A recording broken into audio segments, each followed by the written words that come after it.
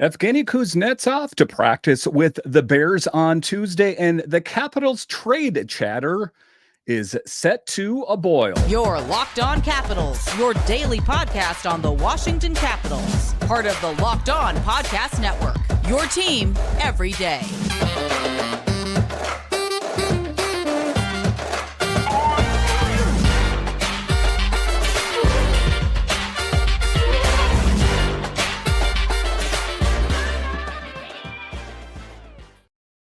Well, hello and welcome into this edition of Locked On Capitals. I'm so glad you decided to join me today. As always, this podcast is free and available on all the major platforms, including the Sirius XM app and on YouTube. And I want to thank you for making this your first listen each and every day.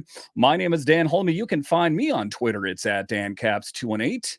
You can find the show on Twitter. It's at Locked On Caps. And the best way that you can help grow the show is to subscribe to Locked On Capitals on YouTube and comment anything down below. I would love to talk Capitals hockey with you one-on-one, and we can do that on subtext. Just check the show description for more details. Today's episode is brought to you by Sleeper. Download the Sleeper app and use promo code LOCKEDONNHL to get up to a $100 match on your first deposit. Terms and conditions apply. See Sleeper's terms of use for more details. So in this edition of Locked On Capitals, we talk about how Evgeny Kuznetsov cleared waivers and is set to report to Hershey on Tuesday for practice. Will that happen? I'll talk about that in the show a little bit later. We will talk about how the trade chatter for the Capitals is heating up to a boil. Who's going to be on the move? What's the latest? I'll talk about that. And then a little bit later, we will talk about how Ryan Leonard and the Eagles hockey team is going to the championships. And when can we see him on this team? The sooner the better, if you ask me. But just talking about Evgeny Kuznetsov, there's been a lot of talk about what's going to happen. You know, it all started this weekend when he was put on the waiver wire, catching a lot of people by surprise, including myself, to see that the 2010 first-round draft pick for the Capitals was put on waivers. That's not the kind of thing that you see happen too often, if ever, but it happened, and it was due to a history. It was due to what Brian McClellan said was a change of scenery that was wanted. I think that the truth lies somewhere in the middle as more information from different sources is coming out about Evgeny Kuznetsov and about the unhappiness between Kuznetsov and the Capitals and vice versa. Kuzy cleared waivers and is said to be set to report to Hershey. Is this real life? Is this really happening? Is Kuznetsov, who had such a huge role in the Capitals winning the 2018 Stanley Cup, is he really going to Hershey? It's crazy. He will be on his way to Giant Center on Tuesday for practice. This will be his first time back on the ice since before the 2024 NHL All-Star Game. So to say he is going to be rusty would be an understatement, but that is what it's going to be, and there is quite a bit of buzz going on around Hershey as well, that they're going to have just this premier player on the team, ostensibly. What will that mean? He's been cleared to practice, but not cleared to play in actual games yet. Kuzy wanted a change of scenery, and that change will be in the land of chocolate, of Hershey Kisses in Hershey. And I wouldn't look too bad on it if I was Kuznetsov. I mean, it is a team that won the Calder Cup last season. It's a top-notch facility. I've been to Giant Center. I think it ranks up there with a lot of the NHL facilities. Make the most of your opportunities. That would be my bit of advice for him. It's about a fresh start for Kuzy. First of all, Max said he's been looking for a change in environment, and this might set the wheels in motion for that to be accomplished. Hopefully that's the case. So that is the official statement from the Washington Capitals, but there are some insiders that have a little bit of a different take on it, most notably Frank Saravalli of the Daily Faceoff. Saravalli believes there were conversations that happened either over the summer or the beginning of the season. He was frustrated with the Caps. The Caps were frustrated with him, and they said, "We know you've had some problems with drugs and that you need to get yourself in order. And if there's another issue, we'll have to cut ties and have a zero tolerance policy from here on out." Kuzy went into the players assistance program, and that was the last straw for him. That coupled with your attitude problem. He expects him to show up in Hershey because he has about $10 million on his deal between this season and next season. So there's, the PR polished version that Brian McClellan gave us. And then, you kind of hear different things from other insiders. And Frank Saravalli is one of the premier insiders in the NHL. So that was his take on it. We do know that he's been in the players assistance program a couple of times. The first time was due to a drug issue. I think that's common knowledge. I'm not speaking out of turn. And that whatever issue was festering and was left there, coupled with his bad attitude, that Brian McClellan and the Capitals said, we've seen enough. So frustration abounds. The summer remains to be seen what would happen, he said. So it should be considered, how much money is at stake, that Evgeny Kuznetsov should take how much money he's getting paid, are you willing to walk away from all of that? He said there's the possibility he could play his last season in Hershey, but doesn't think it will get to that point. So there's a lot of different things that you could do. We're talking salary retention. That is something that you could do to be as a sweetener. And I'll talk about this a little bit later in this segment here as well, is that even Elliot Friedman said if there was a trade to be had for Evgeny Kuznetsov, it would have happened already. The closest the Capitals came to making a trade for Kuznetsov was last summer when the Nashville Predators were all in on Kuznetsov because of the history between Barry Trotz and Kuzy. If you remember Kuzy and Trotz, those were some of the best times Kuzy ever had, but that fell apart. Duchesne was supposed to get sent to the Capitals, but the Predators ultimately bought out Duchesne, and well, the rest is history. So the interesting thing is that when he does report to the AHL, he will be the highest paid AHL player in AHL history. He hasn't been able to find his former glory of 2018 season when he was so clutch in the Stanley Cup. And never let's forget his many contributions to this team. I don't want to do that. I don't want to say that he was just merely a horrible player. I'm just saying that inconsistent. And if you don't think that's true, then flip over his hockey card sometime or take a look online at his stats. It is a bumpy ride. There's been highs, but there's been lows as well. So he did have another good season in 21-22 where he had 24 goals and 54 assists. So inconsistency has been the theme for Kuzy's tenure in the NHL. He only played 43 games this season, picking up 6 goals and 11 assists for 17 points. He was also a healthy scratch and has seen minutes reduced. So the writing was on the wall for Kuznetsov and Spencer Carberry. I ultimately think that Carberry did what he could do to help get Kuzy's career on track. But ultimately, some people, I don't know if they can be helped. Kuznetsov has scored 50 or more points 7 times in his NHL career, tallied 70 or more points 4 times, and has the best campaign in 83 points, 27 games, 56 assists season in the 17-18 season. He represented Russia in the IIHF World Championships 6 times, winning gold in 2012 and 2014 and bronze in 16, 17, and 19. He also played for Russia in the 2016 World Cup of Hockey. So I'm never going to forget what kind of player he is. I think he has the raw potential. It's the why he doesn't tap into that. The why he doesn't utilize that is something that is kind of mystifying to me. Can he refine his game in Hershey? The Bears play on Friday, and so is the NHL trade deadline. Will the Capitals be able to be, creative? Will they be able to bundle him? Will they be willing to do salary retention, or will they have to buy him out this summer? There are so many different scenarios. If Kuzy plays in Hershey, it will save the Caps $1.15 million in cap space. Bears head coach is pumped, though. Todd Nelson seems excited at the possibility.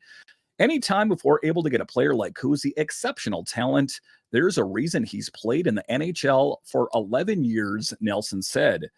So it could be exciting, about the possibilities of what could be. And they could, in fact, buy him out in June. Kuznetsov has a salary cap hit of $7.8 million through 24-25. A buyout would mean the Capitals would still be on the hook for 3.8 million towards the cap in 24-25 plus a flat 2 million in 25-26. The Capitals would save 4 million next season if they bought out Kuznetsov. So there's other, possibilities. His contract termination. I think that ultimately the Capitals could have terminated him the first time that he went into the players assistance program for drug-related issues. I mean, it's happened before. I'm not here speaking out of turn. That's happened. He could be a full-timer in the AHL. It doesn't seem too likely, or he could just kind of wander around in the no man's land of the NHL, just hoping for a contract. I don't, for me, I think that if he doesn't find another home in the NHL, in the off season or whenever that might be, I don't see him being a career AHLer. I just don't. I think he's willing to do it because he's still getting paid handsomely. But I think that if he doesn't find a home in the National Hockey League, he will return to the KHL where he did, flourished over there. So that's where we're at. It is a fluid situation. Listen, Capitals fans, I know that sometimes the news for me changes from one day to the next. But for me, when I keep up with all this, the news changes from 1 minute to the next. It's my job to keep you guys as updated as humanly as possible. And as it stands right now, as you're listening to this, most likely Tuesday morning, that Evgeny Kuznetsov will be practicing with the Bears. That is on Tuesday. All right, so coming up here after the break, there is other news, big news. Trade chatter is reaching a boil. Who's coming? Who's going? And what does it mean for the Capitals? I'll discuss coming up.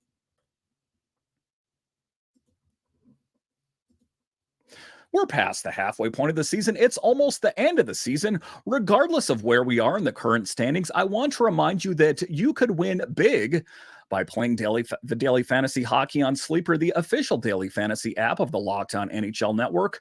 Sleeper is our #1 choice for daily fantasy sports and especially daily fantasy hockey, because with Sleeper, you can win 100 times your cash in daily fantasy hockey contests. And let me tell you something, guys. I was not the kind of guy that was that big into fantasy sports. I just didn't have the time for it. But then when I found out about Sleeper, well, let me tell you, I love it, and I think you will love it too.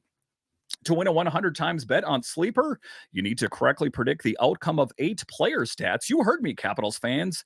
You can win 100 times your money playing daily fantasy hockey with Sleeper. So start paying attention and nail your picks so you can start winning big. Use promo code LOCKEDONNHL and you'll get up to a $100 match on your first deposit. Terms and conditions apply. That's Locked On NHL. See Sleeper's terms of use for details and locational availability.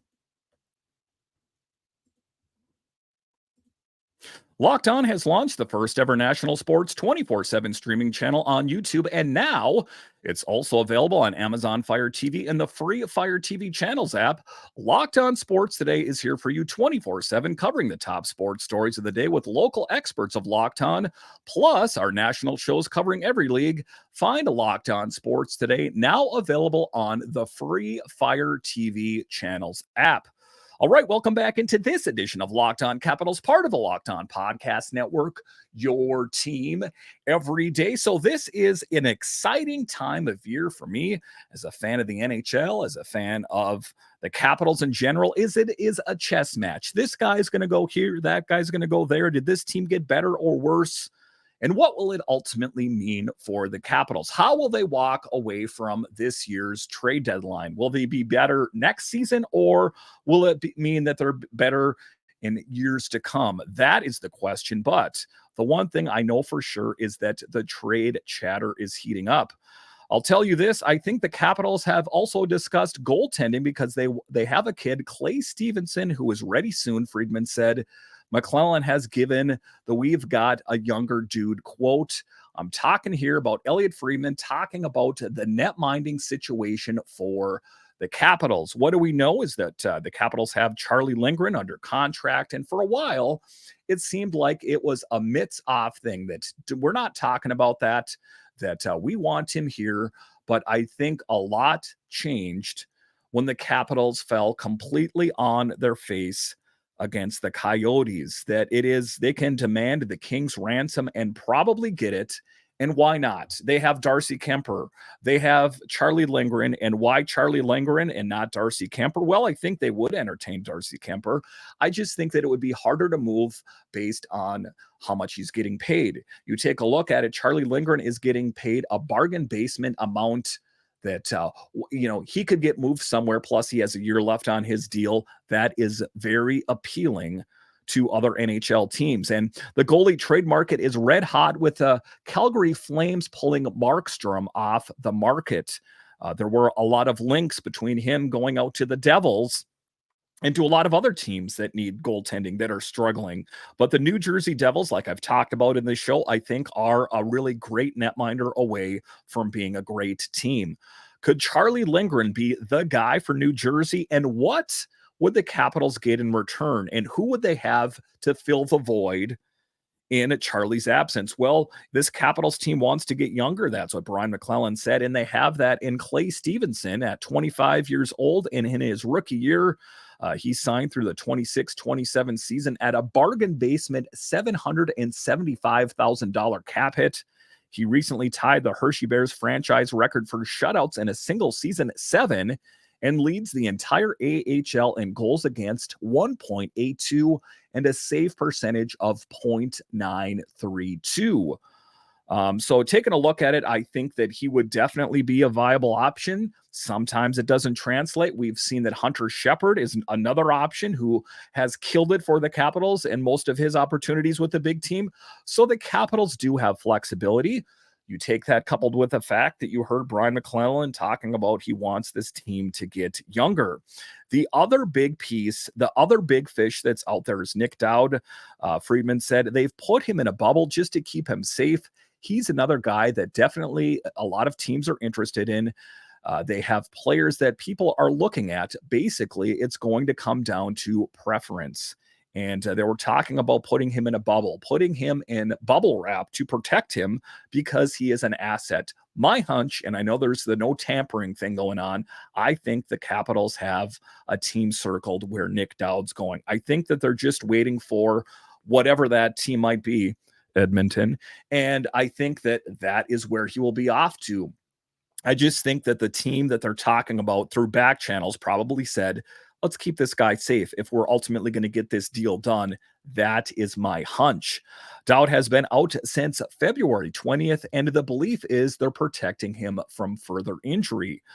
Then we're talking bundle deals. And if you're an everydayer of the show, you know I've talked about bundle deals, that there's more and more chatter about Nic Dowd and Anthony Mantha to Edmonton. Edmonton is stocking up and they're getting ready for a push for the playoffs and, of course, hopefully a Stanley Cup. The other rumblings out there are Jensen to Toronto. I don't know if his recent play has changed Toronto's interest, but it's an intriguing thing. And someone new to the list is Beckenstein. He's involved in the trade rumor mill. His first full season in the NHL, drafted by the Caps in the 5th round of 2016. He was clutch. If you remember watching him in the Calder Cup push, Malenstein ended up with 8 points, 4 goals, 4 assists in 20 postseason games. And we know what kind of role he plays. He's a guy that is a defensive, a guy that plays on the 4th line, one of the key defensive players, not a blue liner, but a defensive forward that has a huge role with Nic Dowd and Nicolas, Aube, Kubel. Why do we want to break up the 4th line band? It's so good. And do we have someone that is going to be anything like that? That's kind of the bummer for me. We know he was playing on the 4th line with Dowd and Aube, Kubel. Malenstein has been a huge defensive piece for the Capitals. He alone leads the Caps defensive zone starts 5-on-5. The big thing about him is he's adaptable. He is a Swiss Army knife. He will do whatever it takes to get a sweater on a night in and night out basis for the Capitals, blocking shots, selling out, really making a case for himself, not only with the Capitals, but around the National Hockey League. He never misses a game and is adaptable. One of the top penalty killers, not just for the Capitals, but the entire NHL. Malenstein's name in the latest episode of 32 Thoughts podcast, where Friedman and Jeff Merrick previewed the deadline for all NHL divisions. Another name that people have mentioned, he said, was Beck Malenstein, who has 16 points this year in 58 games. Friedman said he's making $762,000.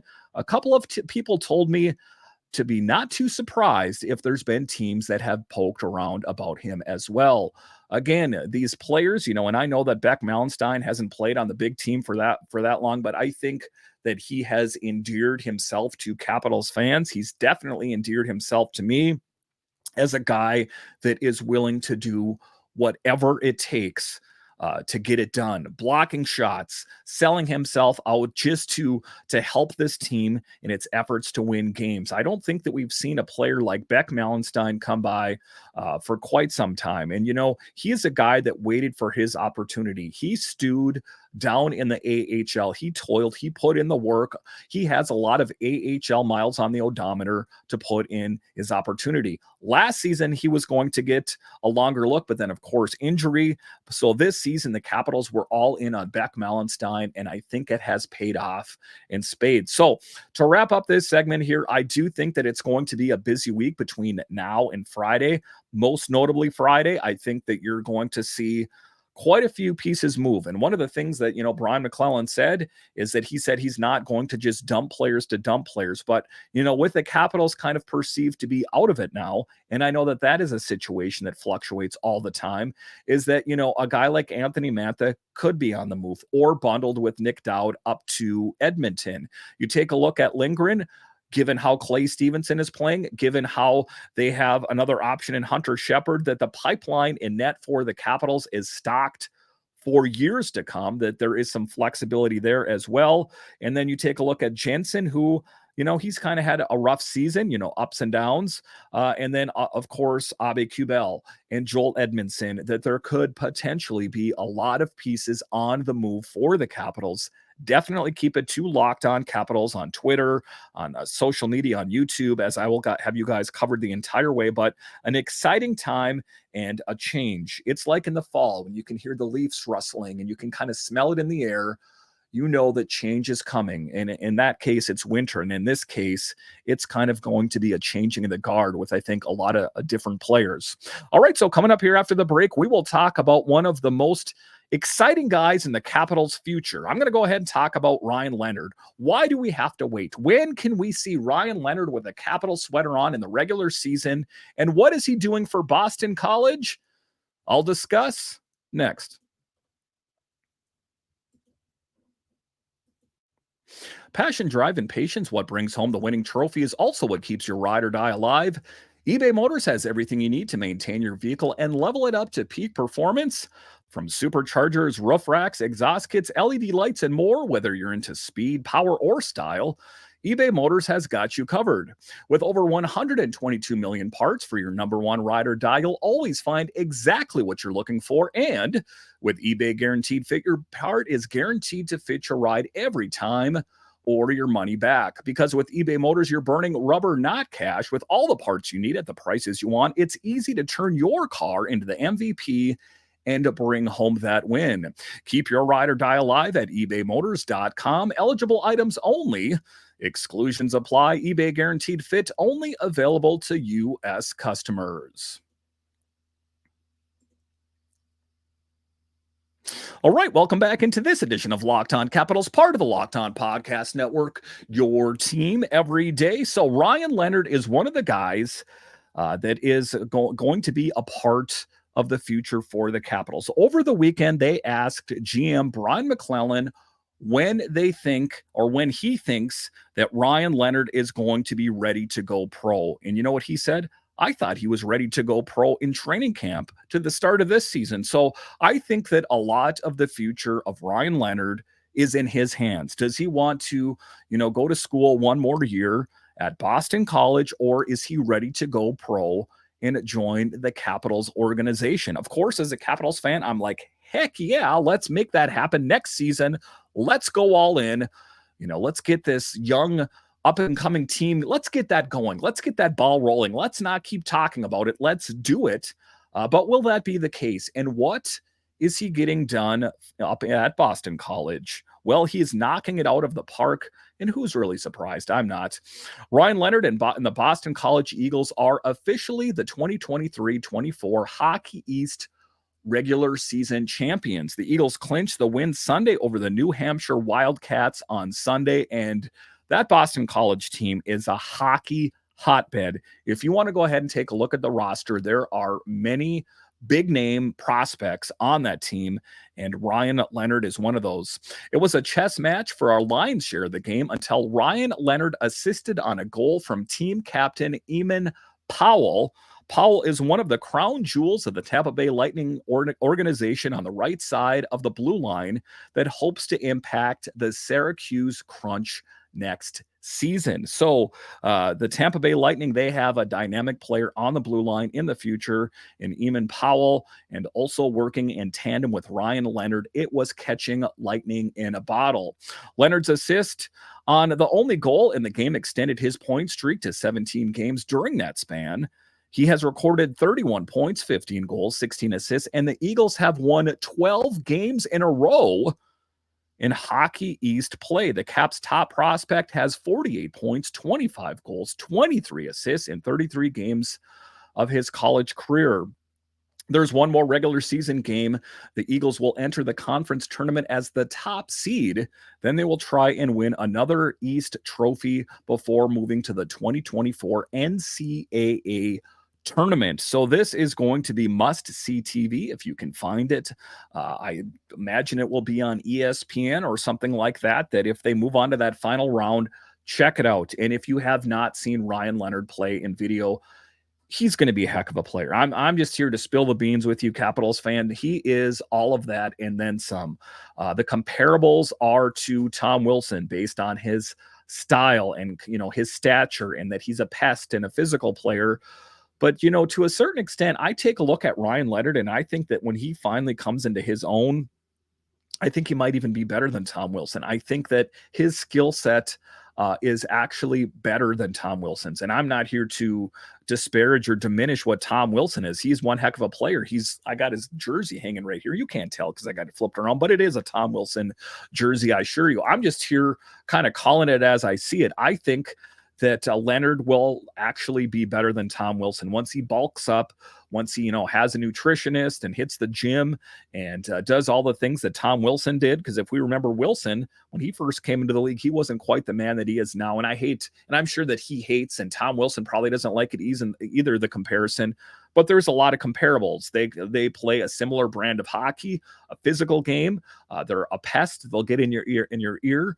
But he's a good goal scorer, and he's just a great player that is going to help the Capitals, hopefully in the not too distant future and for years to come. Again, I talk about that in this show all the time, that we know that this season is kind of swirling around the drain here a little bit, but lift your eyes up to the future, out to the horizon, past the troubled waters that are this season and maybe next season, that brighter days are ahead. You can see the clouds part in birds chirping and all that stuff.